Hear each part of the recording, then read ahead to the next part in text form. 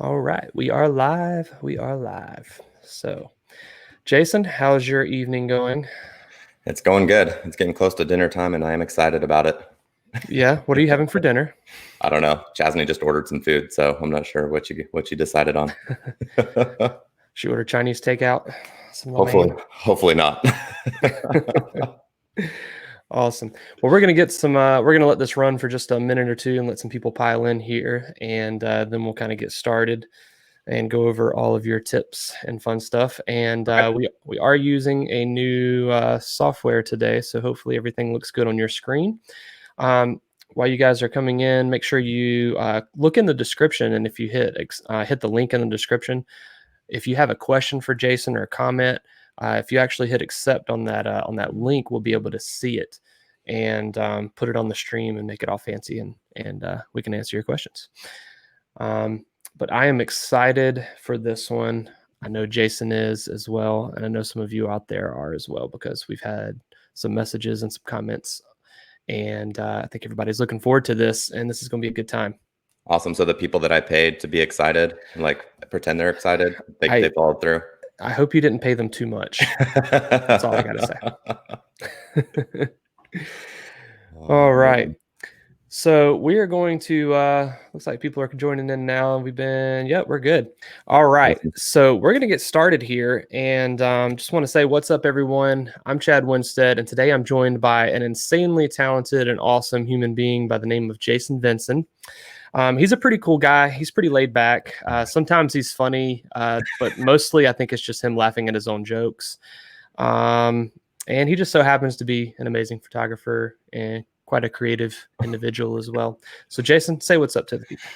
What's going on, everyone? I have this awkward, I'm looking at you on this screen, but my webcam's actually down here. And when people see me type, it should be entertaining, but I'm excited. Yeah. Awesome. Well, Jason, tell the people where they can follow you, where they can find you. So Instagram is VinsonImages_Jason. And then if you find Vinson Images, that's my wife. So go ahead and follow both. I've also been doing a little bit of TikTok stuff. And so you can find me on there. Exact same thing, VinsonImages_Jason. And then I also have a Patreon account. So if you're interested in like education type stuff, I do a lot of image deconstructions, lighting breakdowns, live edits, and things like that. And so you can find that if you just search Patreon for my name, Jason Vinson. Perfect. Yeah. I'm going to share your TikTok here, and we're gonna watch a quick video. So if you saw the cover photo or the ad photo for this live video, I believe you shot this in the same spot, right? Yeah, this is the behind the scenes for that image. Okay, perfect. So this is just super cool. So you used a bucket to pour out the water and get that reflection. Yeah, I actually had to run inside and steal that trash can from the bathroom and like take the bag out and then like fill it up with water and then put the bag back whenever I was done. Awesome. Very cool. All right. Well, you mentioned your wife. Now, you guys shoot together, right? Yes. So for like 90% of everything we shoot together, the only times that we haven't so far is just because of kids. So we have a 4-month-old right now. And so I just got back from Indianapolis and she didn't shoot that with me just because it was a little too soon to leave her behind. And we didn't want to travel and do the full babysitting thing like we did with our son. So she stayed home and I had a buddy, Dan Dahlstra, come out and help me out. Right But on. other than that, we always shoot weddings together and things like that. Yeah. Dan's a pretty cool guy. He's a pretty good, decent photographer as well. Yeah, he can hold his own for sure. Right. Well, awesome. Well, tell me a little bit more about yourself, like how you got started in photography. What's your background? So my background is actually mechanical engineering. So I went to school and then I was a mechanical engineer essentially for 10 years, doing photography as a side hustle kind of thing. And the way I found my way into photography is me and my wife found our way at the exact same time. So we got a decent camera for our honeymoon. And then after we got back from our honeymoon and posted the images, they weren't great, but some family and like friends and family and stuff were like, oh, these are awesome. Come take our family photos. And we're like, oh, that could be kind of cool. And so we did one. We're like, well, that was fun. Let's keep doing that. Maybe we can charge money for it. And so we just kind of like went down this long rabbit hole until eventually we found weddings, and it was just like a chaotic mess the very first wedding we did. But we both got to the car and we were just like, took a deep breath and we're like, oh, that was fun. And so we just kind of kept going down that road. And eventually we just kind of niched down. And that's kind of the majority of everything we do right now is weddings. And yeah, just been doing it ever since. That's awesome. Yeah. So what was your first camera? Sony A50.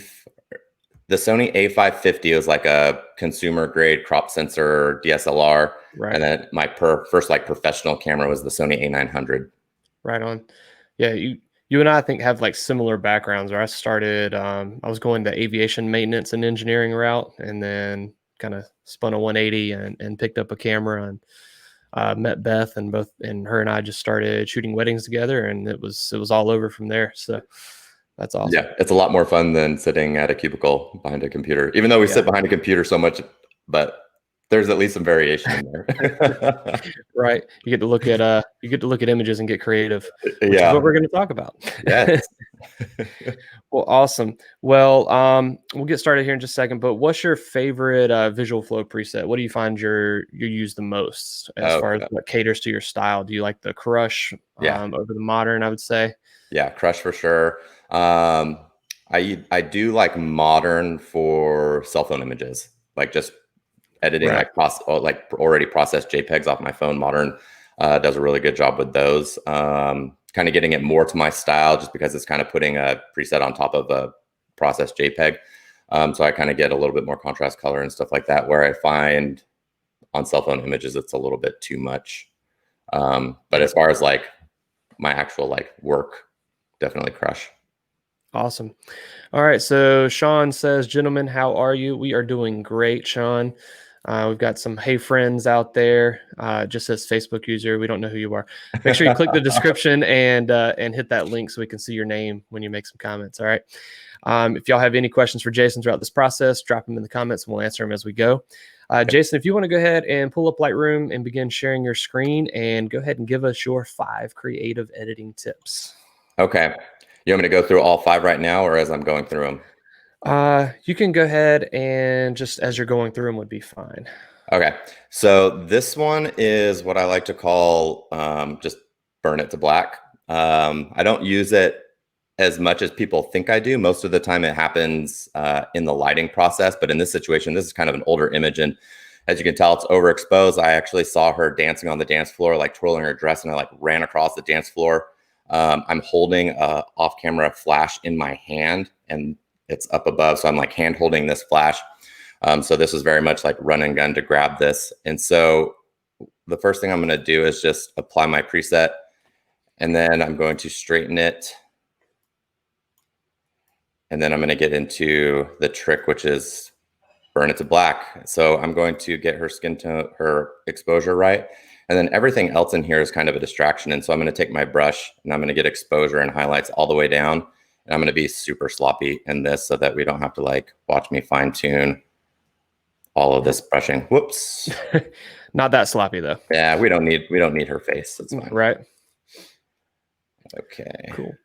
So the visual flow, if you go into the retouching toolkit, they have that burn blackout brush that accomplishes something similar as well. That works really well in these kind of situations. That's good to know. Okay, that's good enough. But one thing that I like to point out when you're playing with this technique, especially if you plan to print these, is that while you're looking at the screen, everything looks black, but you run into issues where there's stuff that's not exactly black. And so to show, if you click this little clipping mask, all these little blotches that you see will show up when you print the file. So if you ever do something like this, make sure that you click this little button and then go through and brush this and make sure that everything goes to black. One thing you can do is you can either stack your brushes, or like in this situation where I'm brushing over this and it's not going all the way to black, if I just take this black slider a little bit, it'll kind of help dial that all the way in.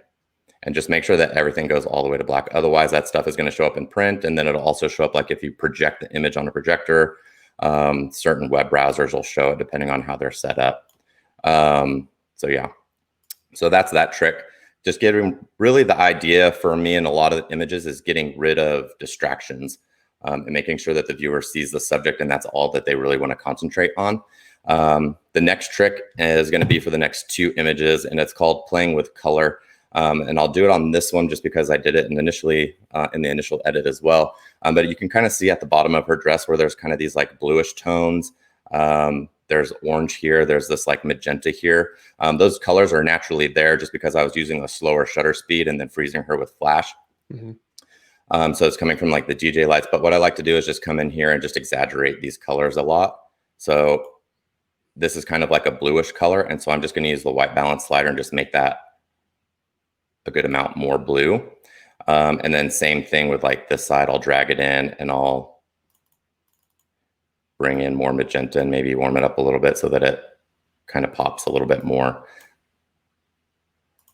So that's kind of this like playing with color thing. So seeing colors that are already there and just making them a little bit more exaggerated.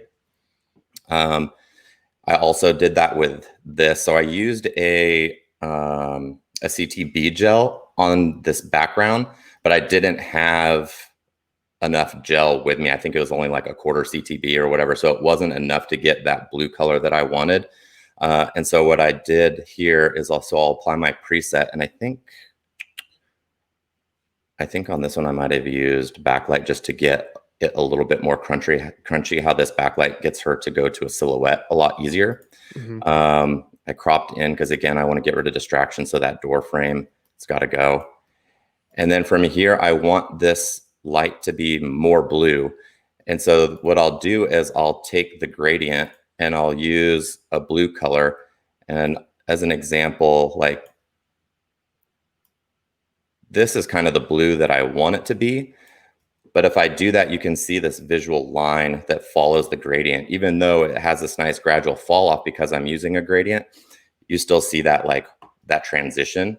And so what I'll do is I'll dial it back to something like this, and then I'll just stack them on top of each other, but at different angles so that eventually all the gradients build up, but that blue doesn't have this like definitive transition from blue into what the natural color was before.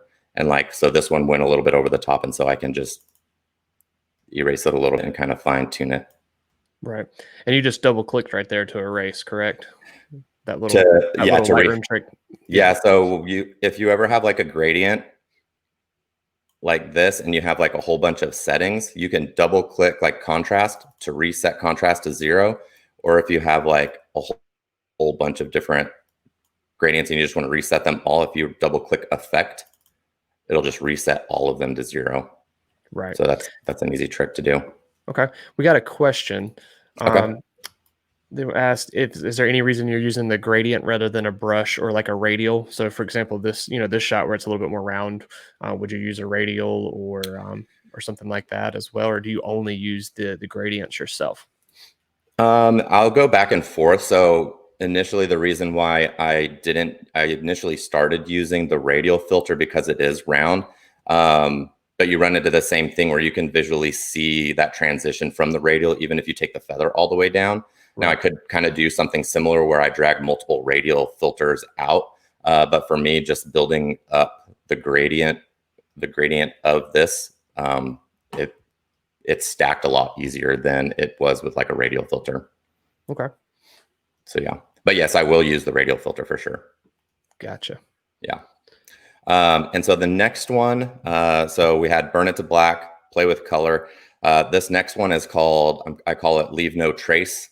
So this is the image right out of camera. I underexposed it on purpose so that I can make sure that I could keep all this detail in the skies, in the sky. And so whenever I apply my preset, the problem is like, I want the sky to be here, but I want their skin tones to be like here. And so what you can do is you can either have it like this, and then I could go in here and I can brush away, brush in some exposure to brighten them up. The thing is for me in Lightroom, that's a little difficult to be super nitpicky. And then you also run into, let's see if I can like demonstrate this.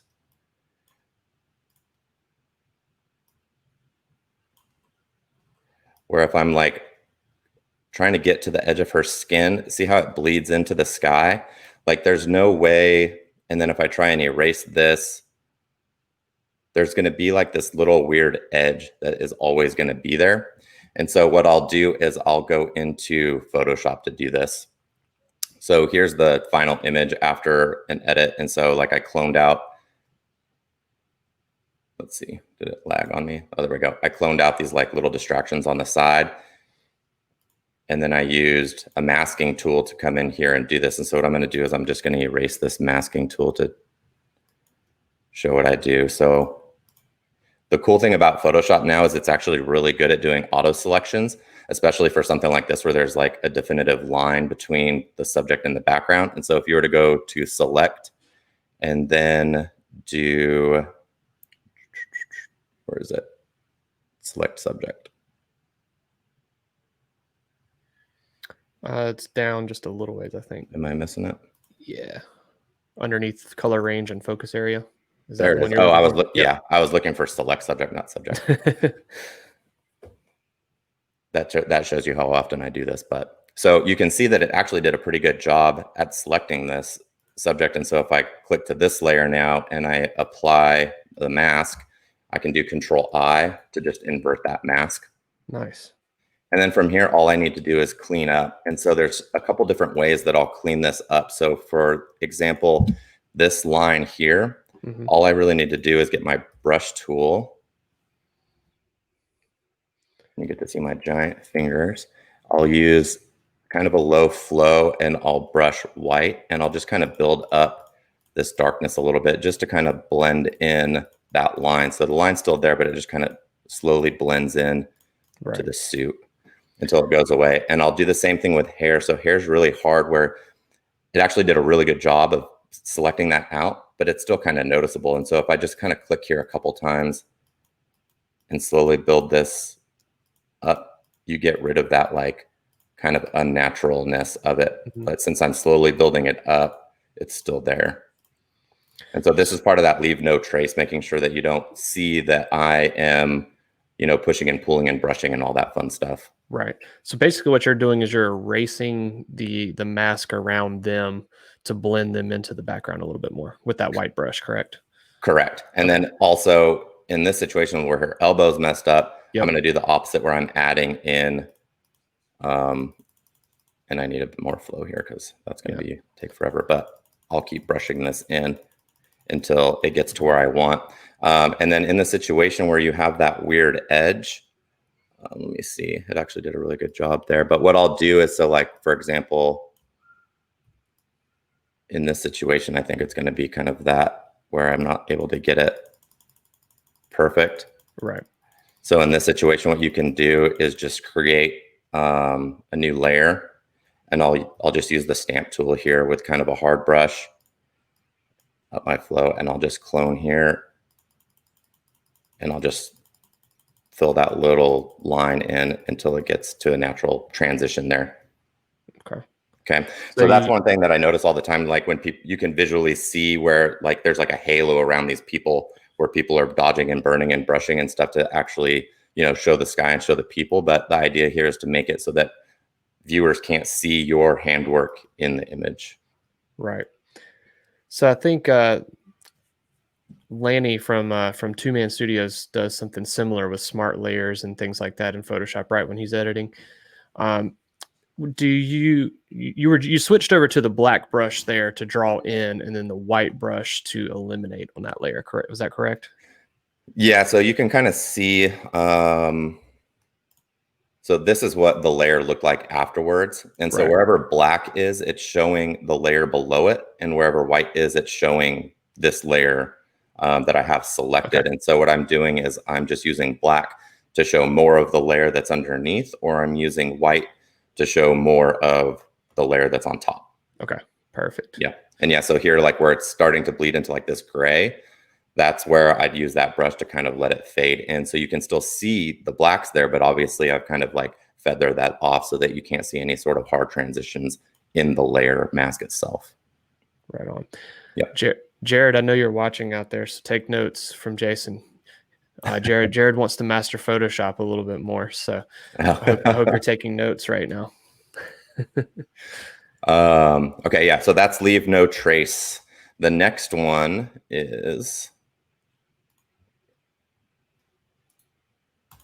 the next one I call follow your vision, not your results.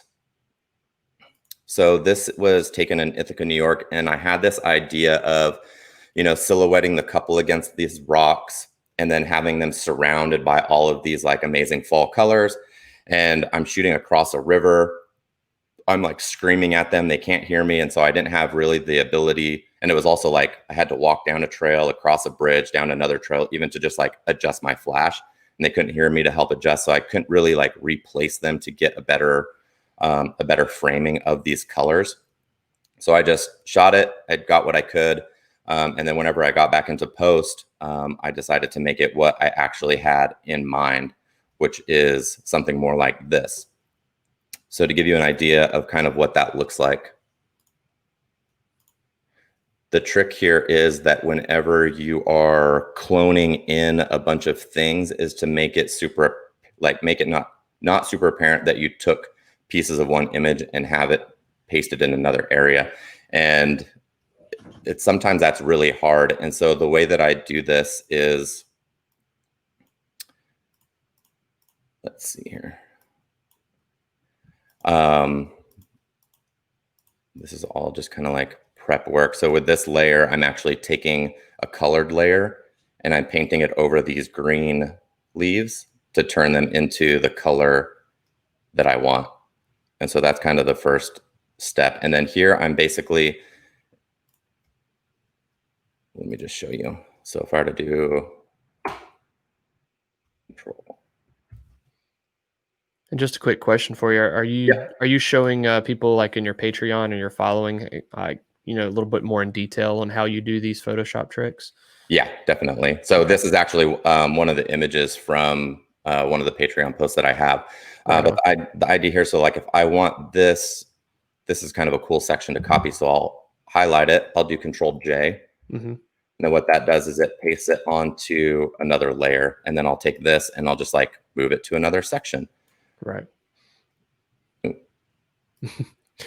Program error. Your computer is out of memory. Yeah, basically.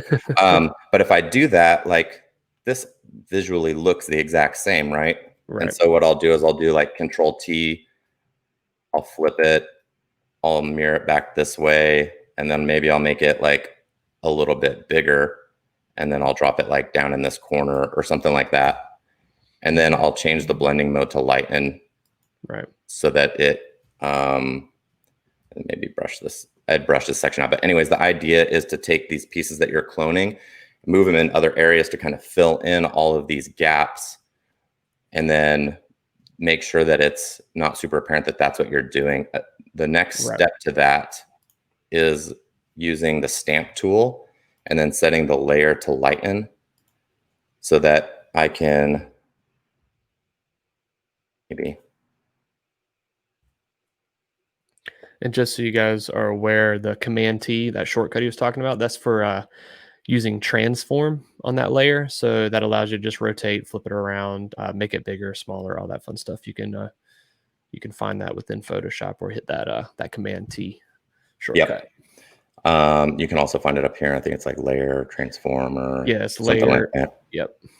And so for this one, what I'll do is even if I've cut and paste something, even though this is not as noticeable as of a copy, I'll also take like maybe this section here and then like brush it on top and then like this, and I'll like brush it on top over here. And I'll use the stamp tool to like stack things on top of each other in smaller increments to help hide the fact that I've taken a piece and like cloned it over here. That makes sense? Yep.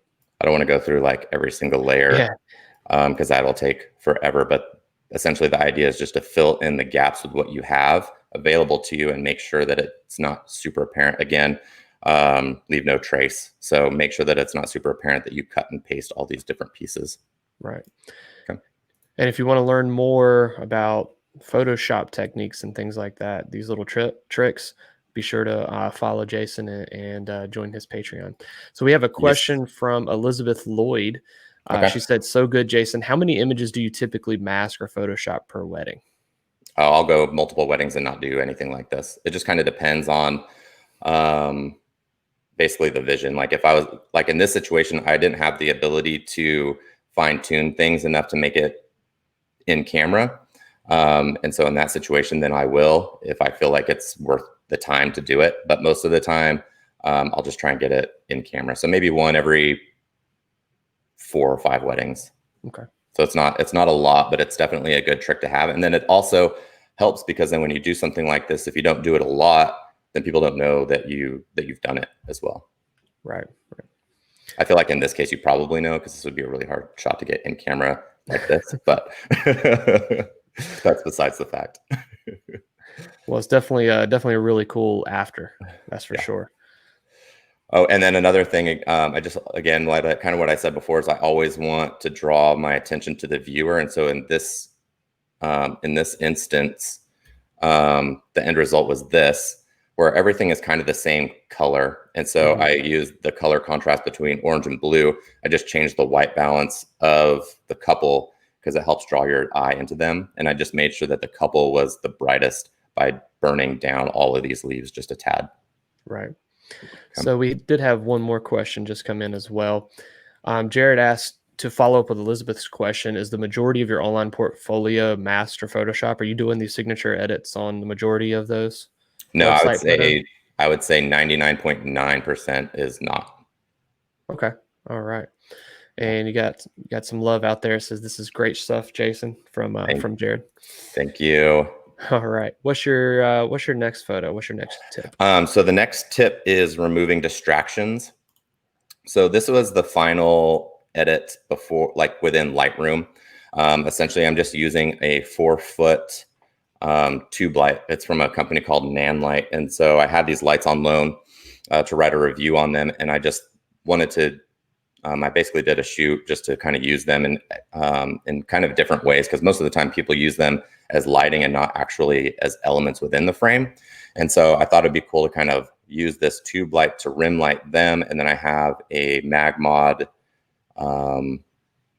it's a off-camera flash with some Magmod stuff on the ground to light up this wall just to pop these whites. And then in post, turn it to black and white and all this fun stuff. And then, but the thing with this is that all of these lines, like it's super apparent that this is obviously wall art, but I don't want these like lines from the bricks are distracting to me. And so again, just in Photoshop, I just removed the lines and then did a little bit of dodging and burning to help bring out these highlights here within the eyes and then on the deer, but kind of keep these mountains dark and then brighten up these spots of the snow and stuff like that. Right So on. this one is just removing distractions. It doesn't change the aspect of the image. Like you still know it's street art, but like these lines just pull you out of the image to more visually realize that it's street art, where here you kind of have a moment of just like, oh, what is that? Yeah, that's really cool. I see you cleaned up pretty much everything there, and it's just like this leaves that imagination roaming. It's really cool. It almost Yeah. looks like she's holding a lightsaber with that Yeah. nan light, you know. It's like they're bowing to become Jedis together. Yes.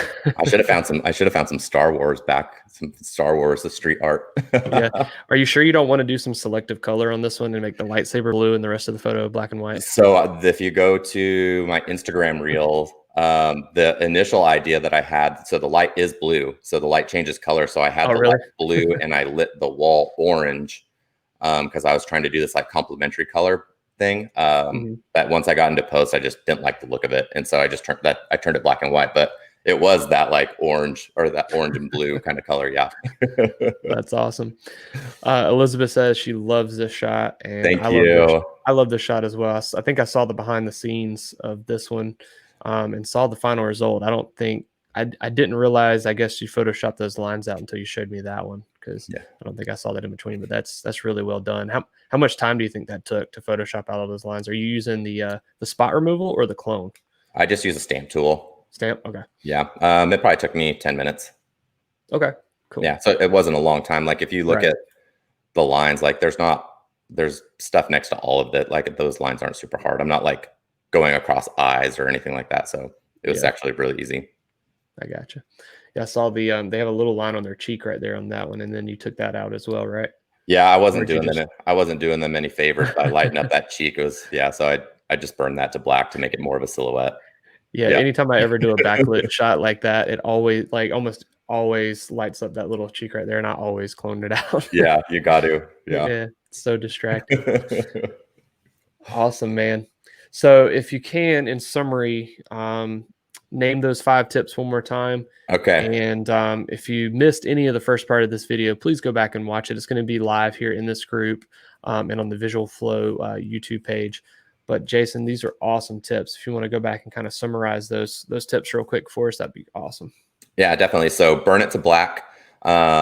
Just basically getting rid of detail or getting rid of distractions. Play with colors, accentuate colors that are already there. Play with complementary colors, even if it means completely shifting a color that's not actually there, because it can really draw a viewer's eye in if those colors are there. And then leave no trace. So make sure that when you're doing these things like dodging and burning and playing with color and stuff like that, that it's not super apparent that you had a hand in it. Make it look natural. Fine tune your edges and things like that, so you don't have haloing and all that fun stuff.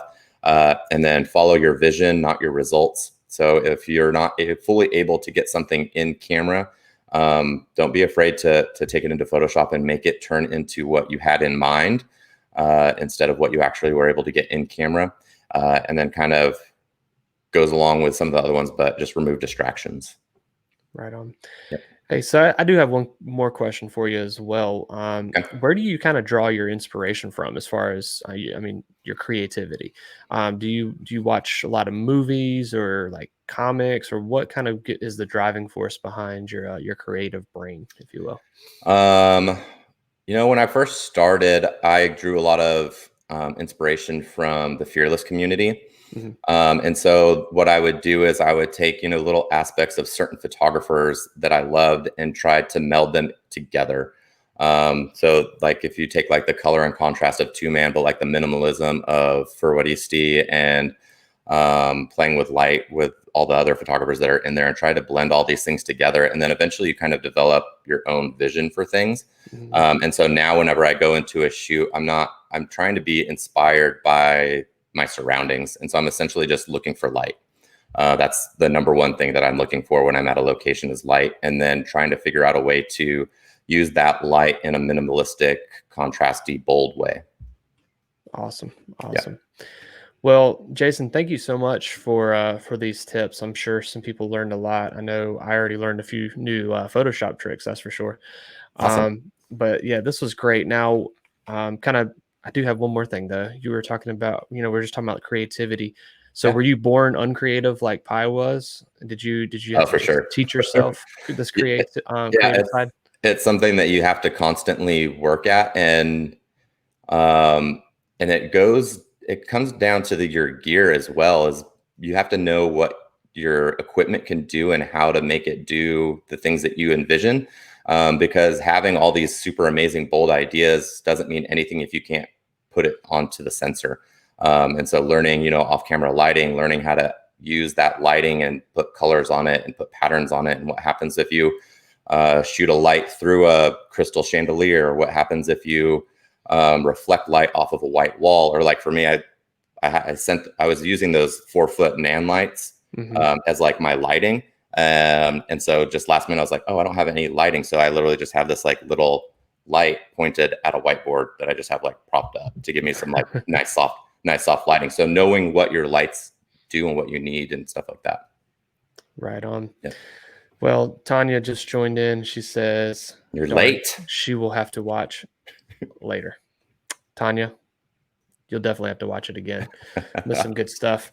All right. If anybody has any more questions, drop them in the comments real quick, and we'll get them answered. But once again, thank you for sharing these awesome tips. And be sure to give Jason a follow over on his Instagram, his TikTok, all that fun stuff. There's a lot of really, really cool behind the scenes videos on his TikTok here. Um, I love this one too as well. When you were playing around with the Barbies at the beginning of quarantine. Yes. I saw a couple of people do Barbie shoots and I was like, oh, I'm gonna see what I can like. They're always like every time I saw them, they were like this like the light and airy look. So I was like, oh, I wonder what that would look like with like using super hard light and contrast and all that fun stuff. So it's like I actually sent my neighbor a text message because my kids are too young to have Barbies and stuff like that. I was like, hey, does your daughter have a Barbie and Ken doll I can borrow? He's like, well, she has a Barbie, but no Ken. I text the other neighbor, they have a Ken. So I ended up borrowing. They had no idea what I was doing. Uh, They're like, why does he want to borrow a Barbie and Ken doll? Had to go diving for some Barbies. Yeah. That's funny. And that shoot ended up getting featured on like Board Panda and a couple other places. And so I sent it to them and they showed their kids and they're like, oh, that's my Barbie. They were super excited. Awesome. All right, Jason. Well, thank you so much, man. If you missed it, this will be available in the group and on the YouTube. Tanya says, Jason, udabomb.com. Thank you. Bye. And yeah, feel free to leave any comments or any questions, even if you're not catching it live, and I'll hop in every once in a while and see if I can catch up and answer any questions anyone has. Awesome, guys. Thank you for tuning in, and y'all have a great day. Stay safe and rewatch this video. Take care. Bye, guys.